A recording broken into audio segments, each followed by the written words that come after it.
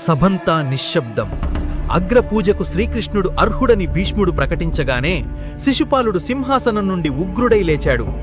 అతని మాటల్లో గౌరవం లేదు, కాని అహంకారం నిండి ఉంది. శిశుపాలుడు గర్వంతో, పితామహ, ఈ సభలో ఎందరో మహారాజులు తపస్సంపన్నులు ఉండగా యాదవ కొర్తిలకుడైన ఈ కృష్ణుడికి అగ్రపూజ చేయడమేమిటి?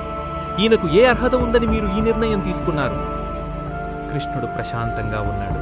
శిశుపాలుడి వేళాకోళం పెరుగుతోంది. శిశుపాలుడు చిన్నతనంలో వెన్న దొంగిలించిన వృత్తాంతాలు ఉన్న ఈ వ్యక్తికి సార్వభౌమ గౌరవమా?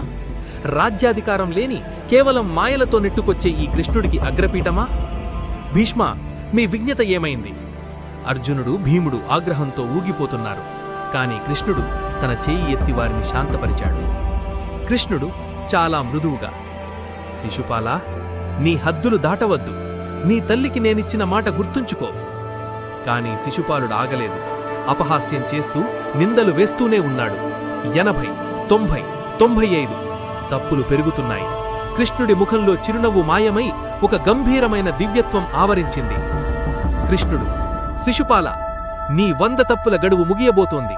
ఇకనైనా ఆగు. శిశుపాలుడు వికటంగా నవ్వుతూ, 100 కాదు, 1000 నిందలు వేసినా నన్నేం చేయగలవు అంటూ ఆఖరి తప్పు చేశాడు. ది ఎలివేషన్, సుదర్శన ఆగమనం. అంతే.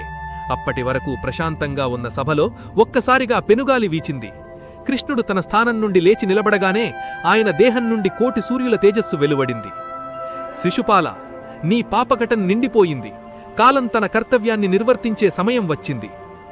ఆయన ఒక్కసారి ఆకాశం వైపు చూడగానే శూన్యం నుండి సుదర్శన చక్రం మిరుమిట్లు గొలిపే కాంతితో ఆవిర్భవించింది. ఆ చక్రం తిరుగుతున్న వేగానికి సభలోని అణువణువు కంపించిపోయింది. కృష్ణుడు తన చూపుడు వేలుతో సజ్ఞ చెయ్యగానే ఆ మహాచక్రం విద్యుద్వేగంతో కదిలింది. శిశుపాలుడు కన్ను మూసి తెరిచేలోపే ఆ కాలచక్రం అతని అహంకారాన్ని, అతని దేహాన్ని వేరుచేసేసింది. సభలో ఉన్న వారందరూ ఆ తేజస్సును చూడలేక కళ్ళు మూసుకున్నారు. తిరిగి చూసేసరికి అక్కడ శిశుపాలుడు లేడు.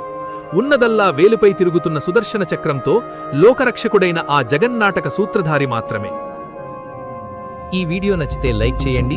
ఇలాంటి మరిన్ని వీడియోస్ కోసం మన ఛానల్ని సబ్స్క్రైబ్ చేసుకోండి.